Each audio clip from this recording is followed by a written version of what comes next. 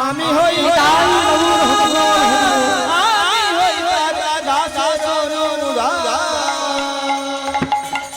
যে করি আমার আশ আমি করি তার সর্বনাশ ভগবানকে যে ভালোবাসবে তাকে সব হারাতে হবে সব হারাতে হবে তাকে আর সব হারিয়েও যদি তুমি ভগবানকে ভালোবাসতে পারো ভগবান তোমার দাস হয়ে যাবে মাগো ওই মায়াবতী গর্ভবতী হয়েছে কিছু মাস কেটেছে স্বামী স্ত্রী দুজনের কি আনন্দ একদিন কি হলো জানো ওই সর্বহারা মেয়েটা সংবাদ পেল কি দৈব যোগে তার স্বামী দ্বিজ ঘোষ মারা গেছেন তাই গৌর হরি বল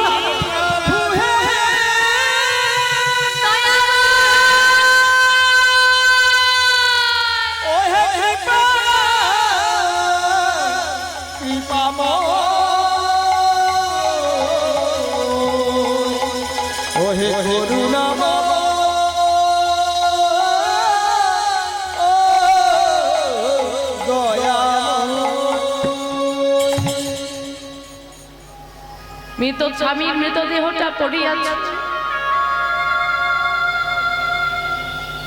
কি বলবে মায়া তার তো আর কেউ নেই এই জগতে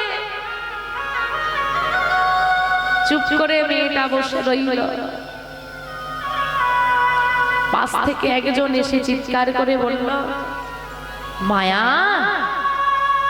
বড় লক্ষণা তুই বাবাকে খেলি মাকে খেলি স্বামীর সংসারে এমন ভালো ছেলেটাকেও তুই খেলি বলি হ্যাঁ রে এত লোকের মরণ হয় তোর হয়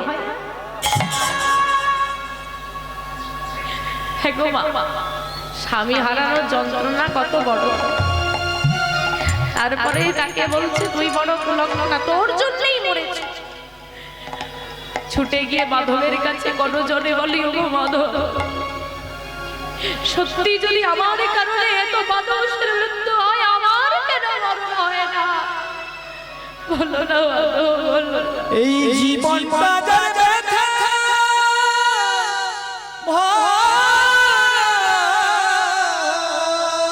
তোমার কাছে তো কোনোদিন কিছু চাই তবে বলো কেন এত বড় সাজা তুমি আমায় দিলে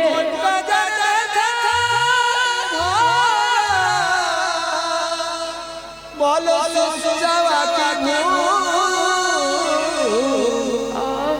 কেন বন্ধু ভালো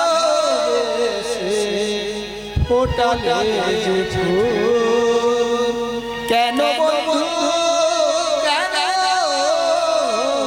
কেন বন্ধু ভালো ফোটালে যে ফুল বিধি রে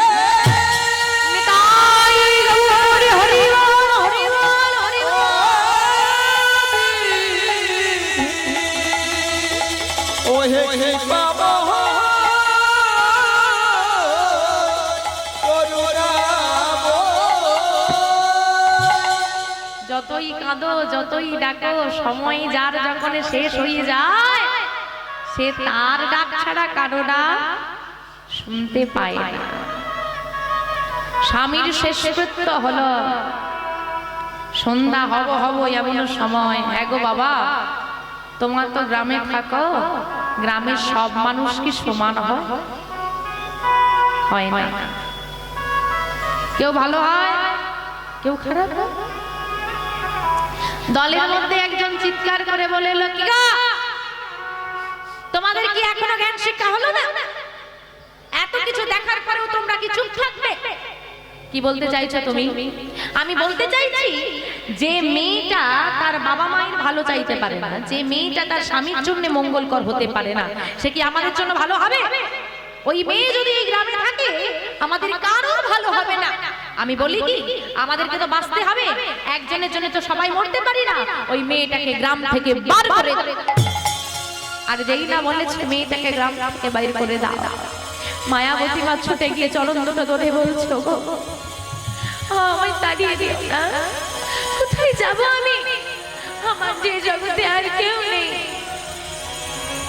সবাই চিৎকার করে বলেও না, হ্যাঁ হ্যাঁ হ্যাঁ ঠিক বলেছো, বের করে দাও, বের করে দাও।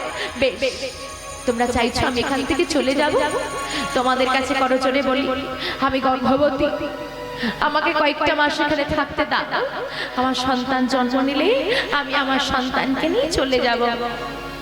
কি গো মা, ভালো কথা, ঠিক কথা বলেনি?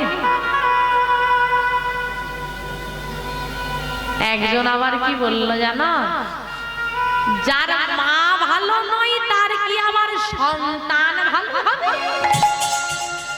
যার মায়ের লক্ষণ ভালো নয় তার সন্তান ভালো হবে? ওই সন্তান যদি আরো খারাপ হয় তার থেকে বের করে দাও। গ্রাম ছাড়া হলো মায়াবতী। মাধবের বিগ্রহ বুকে নিয়ে কাঁদতে কাঁদতে পথ চলছে। অন্ধকার নেমে এলো, বৃক্ষতলে বসে বসে কাঁদি আর বলে, দয়াময়, এই কি তোমার মনে ছিল? এই কি তোমার মনে ছিল? আমার জীবন নিয়ে তুমি কেন এমন খেলছো বলো না? দয়াময়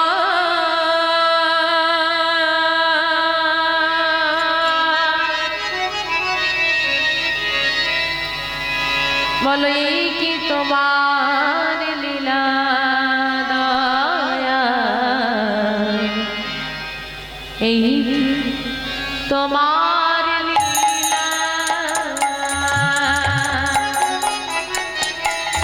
কৃপা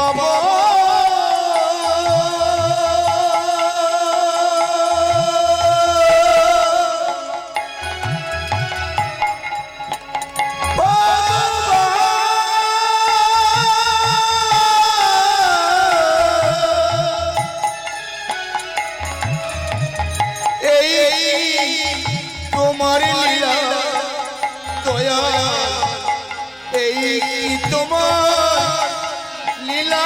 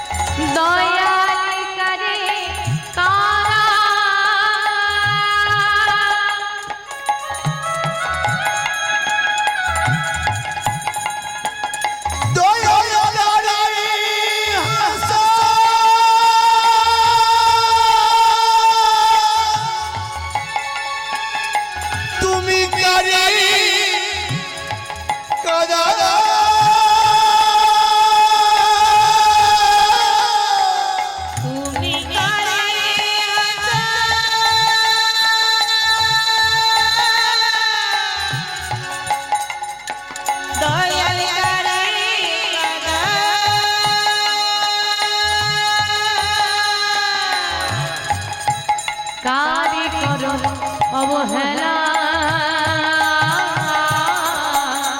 এই তোমার লীলা দয়া, এই তোমার লীলা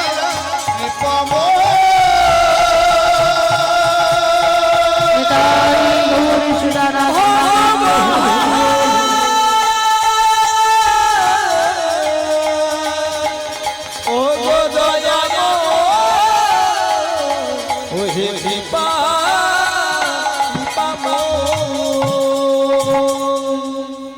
পথ খুঁজে না পেয়ে রাতের অন্ধকারে বসে রইলেন মায়াবতী সেই। ভোরের আলো ফুটল, অচৈতন্য হয়ে পড়িয়াছে মায়াবতী। ওই পথ ধরে সাধু সন্ন্যাসীরা যাচ্ছিলেন। সেই ভক্তরা মায়াবতী মায়ের চেতনা ফিরিয়ে পর্ণকুটি তৈরি করে দিলেন, তৈরি করলেন ভজন কুটি। তো সেইখানে ভজন সাধন শুরু হলো। সাধু সন্ন্যাসীরা ভজন সাধন করতেন। গ্রামে খবর পৌঁছে গেল, জঙ্গলের ধারে ভজন কুটির হয়েছে, চলো সবাই যাবো, আজকে এখানে কীর্তন হয়েছে। প্রচার হয়েছে, আপনারা সবাই এসেছে, তত্র লোকের মুখে মুখে প্রচার হয়ে গেল জঙ্গলের ধারে ভজন কুটির, চলো সবাই। দলে দলে মানুষ আসে। এখন ভগবানের নাম শুনতে যাব, ভগবানের দরজায় যাব, সাধু সন্ন্যাসীরা আছে, যাব খালি হাতে যাব না, খালি হাতে তো যেতে নেই। ভগবানের দরজায় খালি হাতে গেলে খালি হাতে ফিরতে হয়, তাই খালি হাতে যাবেন না মা। গাছে ফুল হলে ফুল একটু তুলে নিয়ে চলে যাবেন, আমি ভগবানকে দেব। একটু মিষ্টান্ন নিয়ে যান, কিছু নিয়ে দিলে না পারেন 16 আনা হলে ভগবানকে দিয়ে আসেন, খালি হাতে যেও না। দরজায় দরজায় মায়েরা ভিক্ষা করে সাধু সেবার জন্য নিয়ে যায়, কেউ ফল, কেউ ফুল, কেউ মিষ্টান্ন। যেদিন যা যা নিয়ে আসে তার রন্ধন করে গোবিন্দের সেবা হয়। মায়াবতী মা নিজে হাতে রন্ধন করে মাধবের সেবা দিয়ে, সাধু সন্ন্যাসীর সেবা দিয়ে নিজে প্রসাদ পায়, আর সারাদিন মুখে নাম নেয়। দেখতে দেখতে দেখতে দেখতে মায়ের কতগুলো মাস যখন পার হয়ে গেল, সাধু সন্ন্যাসীরা চলে যাচ্ছেন, মায়াবতী মাকে আশীর্বাদ করে যাচ্ছে, শোন মায়া, আশীর্বাদ করে গেলা তোর ভক্তি দেখে। আজকে যারা তোকে কুলক্ষণা বলে, হতভাগিনী বলে গ্রাম থেকে তাড়িয়ে দিয়েছে, আশীর্বাদ করে যায় যে সন্তানকে তুই গর্ভে নিয়ে এত ভজন সাধনা করলি রে মা, এই সন্তানের জন্য তারাই একদিন তোর চরণে লুটিয়ে পড়বে। নিতাই গৌর। আশীর্বাদ করে চলে গেলেন সাধু সন্ন্যাসীরা। আর এদিকে মায়াবতী মা ভজন সাধনা করে ওই ঘরে বসে বসে। দেখতে দেখতে 10 মাস 10 দিন পূরণ হয়েছে, আর যেই না পূরণ হলো মায়ের প্রসব যন্ত্রণা শুরু হয়েছে। আশেপাশের মায়েরা এসে মায়াবতী মাকে ঘিরে ধরলো, আজ শুভ দিনে শুভক্ষণে ভক্তের আগমন হলো। কেমন করে গো? আজ শুভ দিনে শুভক্ষণে মায়েরা উলুধ্বনি করবেন। আজ জনম লোভে লইয়া, আজ শুভ দিনে শুভক্ষণে জনম লোভে, শুভ দিনে শুভক্ষণে জনম লইল। আজ শুভ দিনে শুভক্ষণে জনম লোভে, আজ মায়াবতী মায়ের কোলে সন্তান আসিল, মায়াবতী মায়ের কোলে সন্তান আসিল, মায়াবতী মায়ের কোলে সন্তান আসিল। মায়াবতী মায়ের কোলে সন্তান আসিল। নানা আনন্দ আর ধরে না, ঘরে ঘরে উলুধ্বনি আনন্দ আর ধরে না, ঘরে ঘরে শঙ্খধ্বনি আনন্দ আর ধরে না, আজ ঘরে ঘরে হরিধ্বনি নিতাই গৌর হরি হরি বল।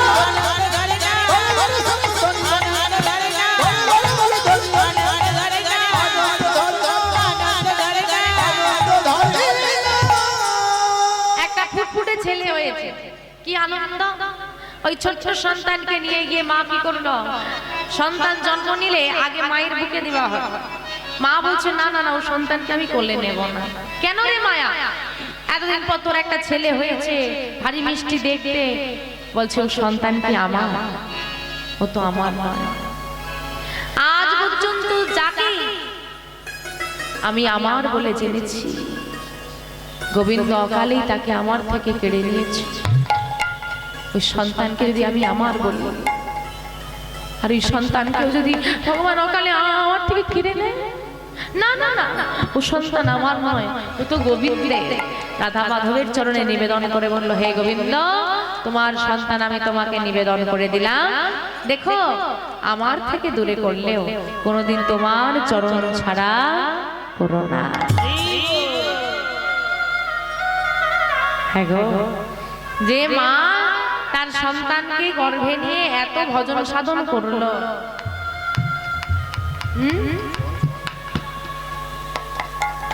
সে সন্তান কেমন হবে? আবার সন্তান জন্ম নিয়ে তাকে গোবিন্দের চরণে নিবেদন করে দিয়েছে। মাই পারে সন্তানকে ভালো করতে, আবার মাই পারে সন্তানকে খারাপ করে দিতে। মহাভারতে প্রমাণ দিয়ে যায়নি না? আস্তে ওই মহাভারতে একজন খলনায়ক ছিল, কি নাম? দুষ্ট ছিল, তার নাম হচ্ছে শিশুপাল। নাম শুনেছ? শিশুপাল যখন জন্মেছিল, আমাদের কটা হাত? মায়েদের কটা হাত গো? দুটো। বেশি চাইতে পারলে না। ঠাকুর দেখতে গিয়েছো, যতগুলো প্যান্ডেলে গিয়েছো, প্রত্যেকটা প্যান্ডেলে মাকে গিয়ে বলবে একটা করে আমাকে দিয়ে দাও। মায়েদের দুটো হাতে হয় গো, কত কাজ। সব প্যান্ডেলে গিয়ে তো একটা করে নিয়ে নেবে।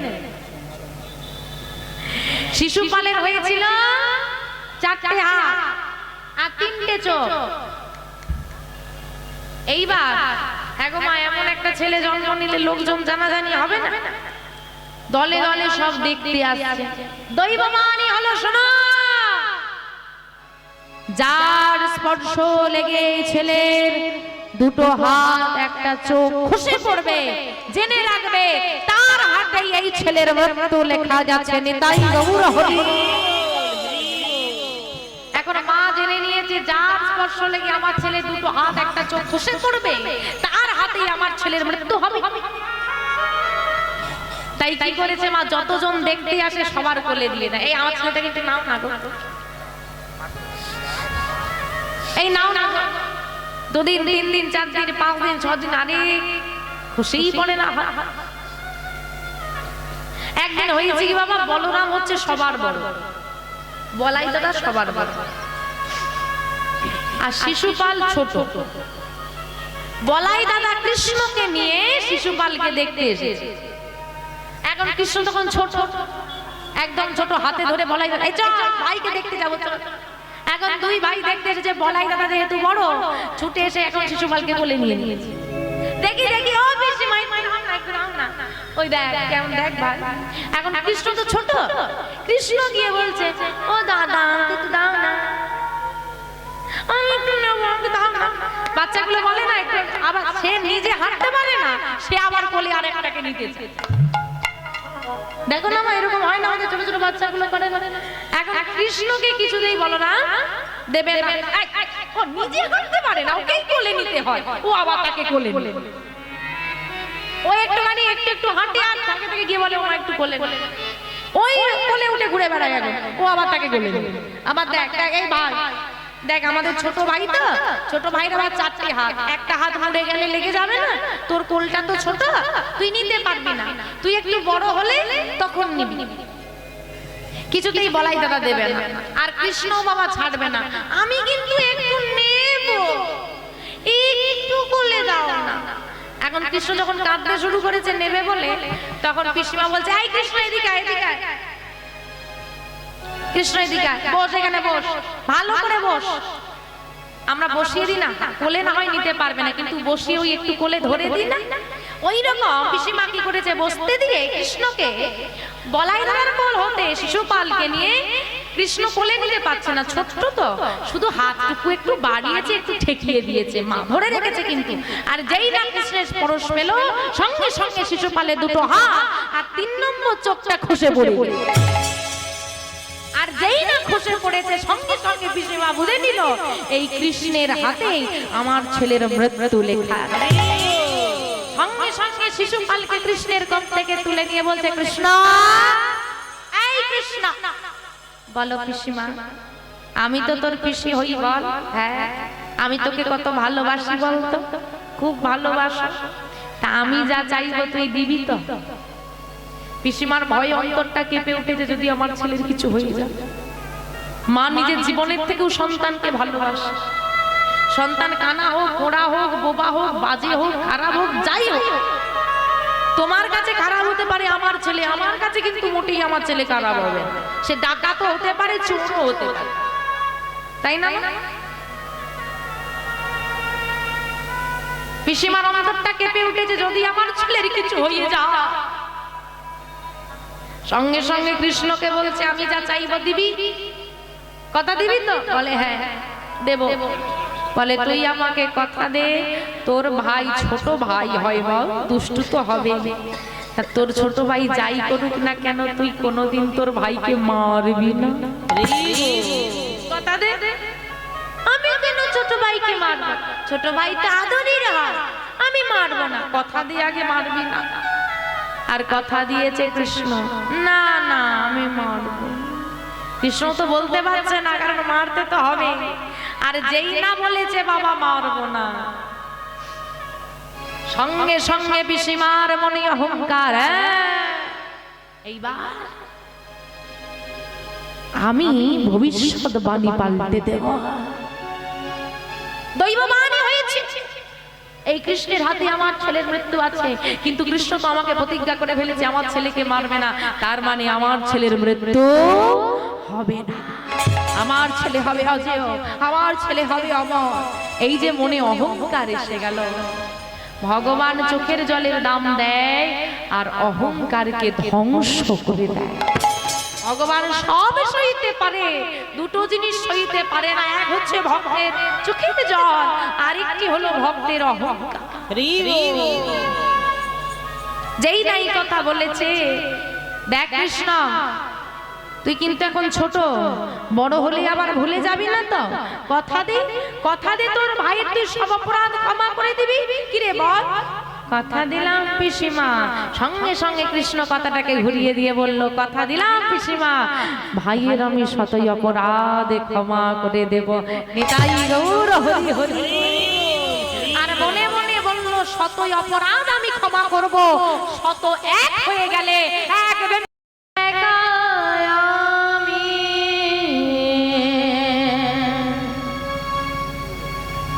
খুঁজি গো তোমার,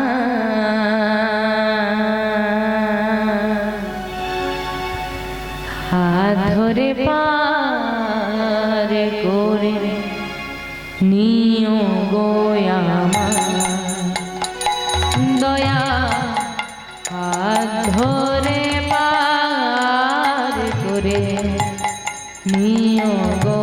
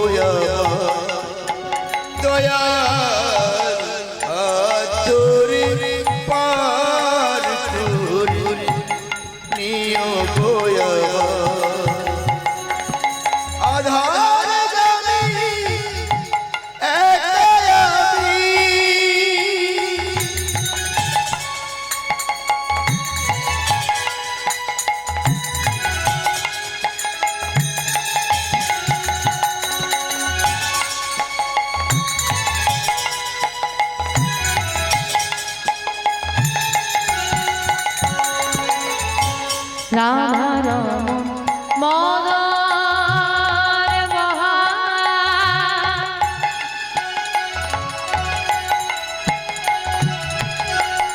ও গো গিরিধারী,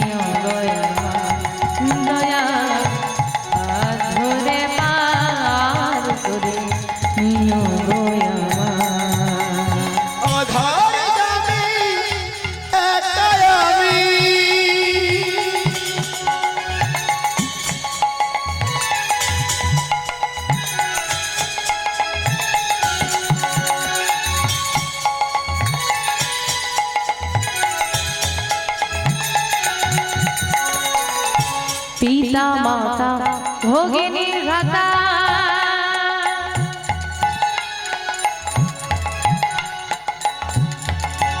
দুটি দিনের দেখা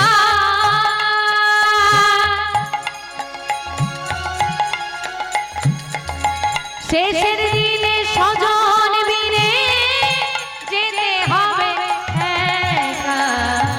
পিতা মাতা ভগিনী ভ্রাতা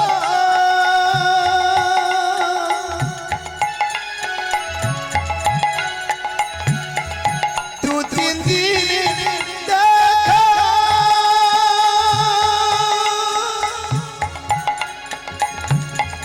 শেষের দিনে শেষের দিনে যেতে হবে একা। ভক্ত জানে ও চরণে চরণে ভক্তজনের চরণে ভক্তজনের চরণে পাই যেন আদরে পাই নিতাই গৌর সুদানন্দমানন্দ হরি হরি বল।